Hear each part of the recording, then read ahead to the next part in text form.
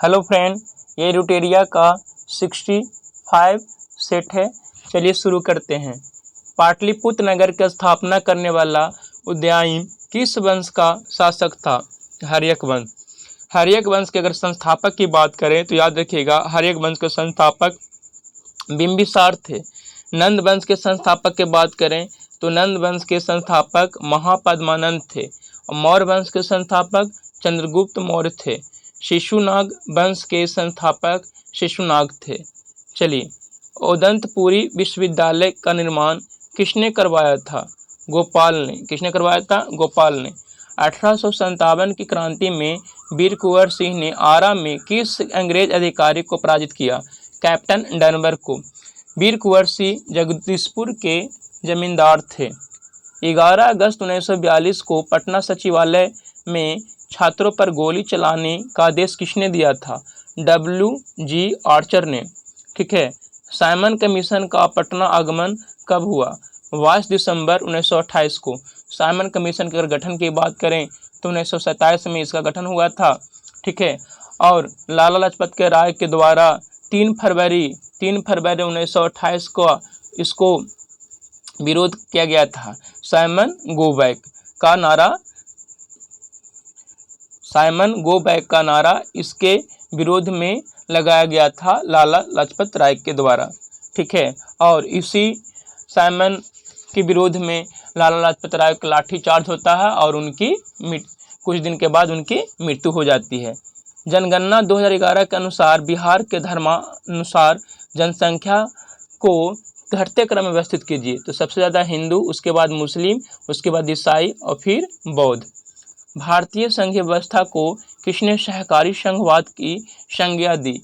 ग्रेनिवल Austin ने।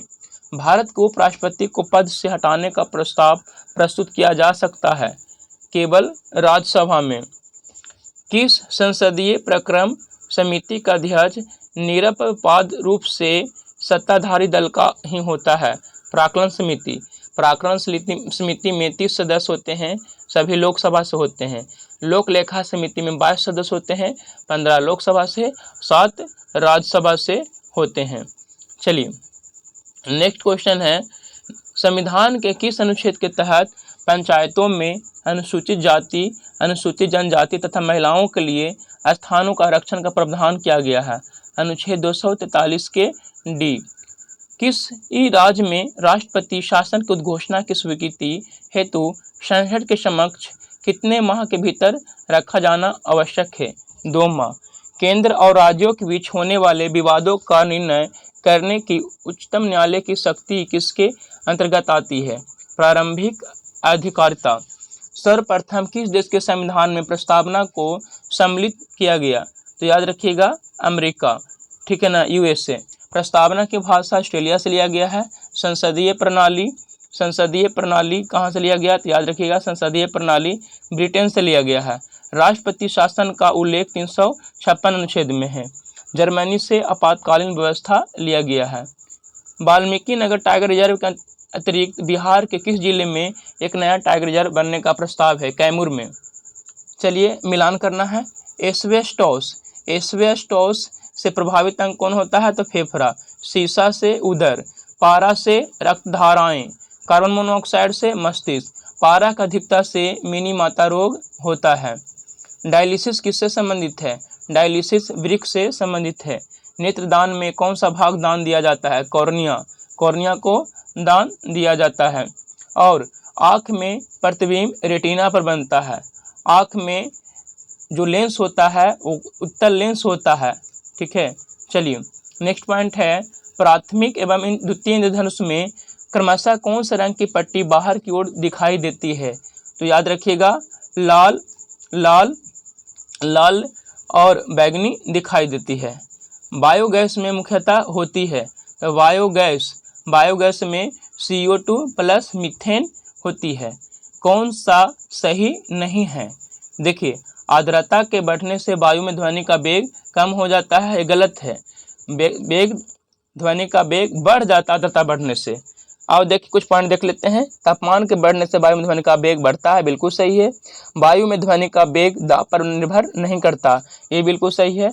आयाम तथा आवृत्ति के परिवर्तन से वायु का वेग प्रभावित नहीं होता है। चलिए, कौन सा अनुवांशिक रोग नहीं है?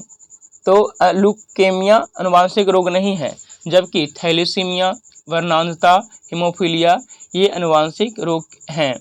प्रतिजन वह पदार्थ हैं जो प्रतिपिंड के निर्माण को उद्दीपन करता है। कौन सा रेडियो एक्टिव तत्व नहीं है? जिरकोनियम नहीं है। मेंडल का आनुवंशिकता सिद्धांत किस पर आधारित था? लैंगिक जनन पर। प्रकाश संश्लेषण होता है क्लोरोप्लास्ट में, याद रखिएगा। प्रकाश संश्लेषण किस में होता है? क्लोरोप्लास्ट में। प्रकाश संश्लेषण क्लोरोप्लास्ट में होता है, याद रखिएगा।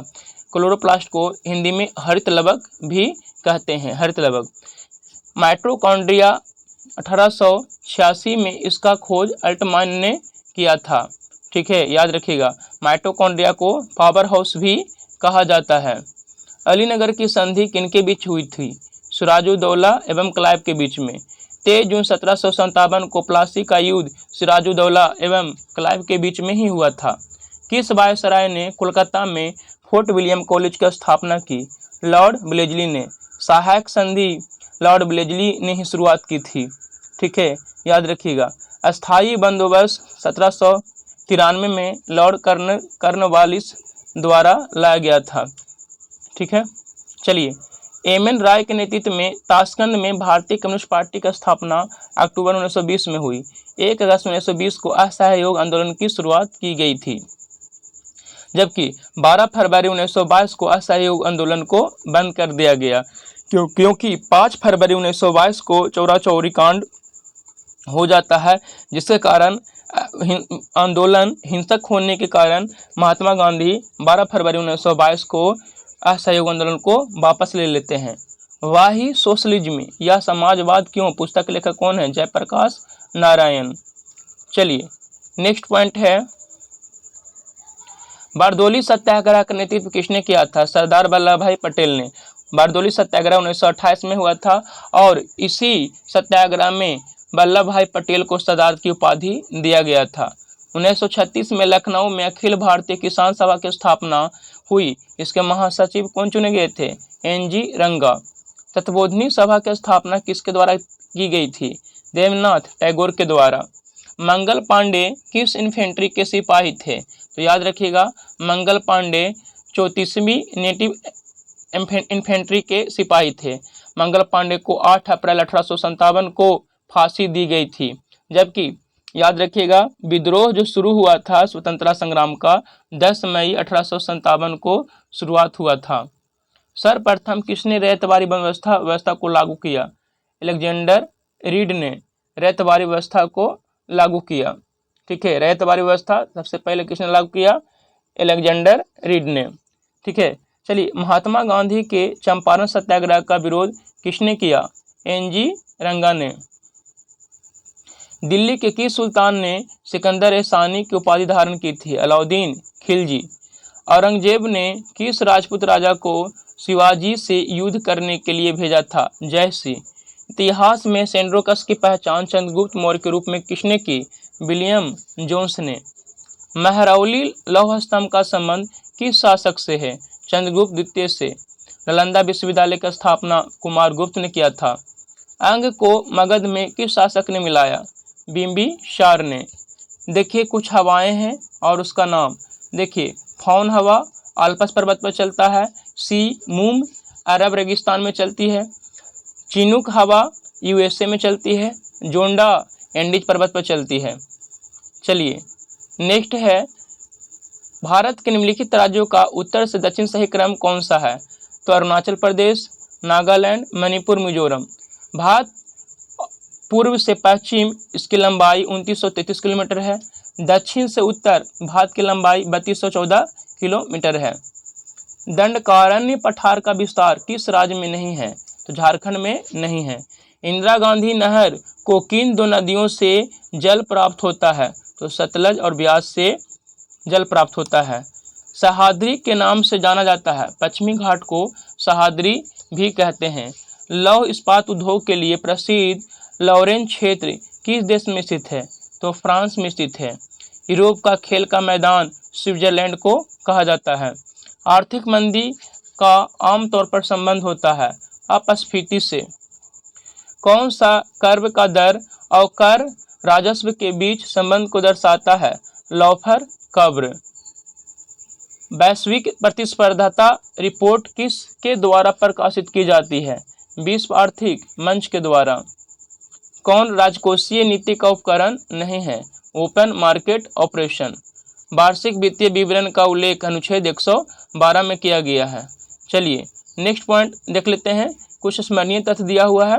राज्यों की परिभाषा का उल्लेख अनुच्छेद 36 में किया गया है। किसी अनुच्छेद में ये उल्लेखित है कि राज्य के नीति निषेध तत्व को न्यायालय द्वारा लागू नहीं किया जा सकता है। अनुच्छेद 37 में।